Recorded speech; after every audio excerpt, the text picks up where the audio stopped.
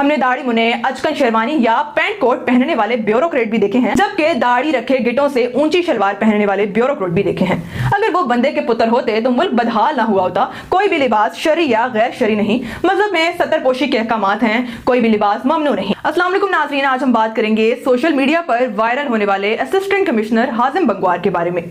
Bureaucracy के बारे में अक्सर यही तासुर होता है कि ये इंतहाई पढ़े लिखे और संजीदा तबीयत के लोग होते हैं जो आर्ट या फैशन वगैरह में ज्यादा दिलचस्पी नहीं लेते।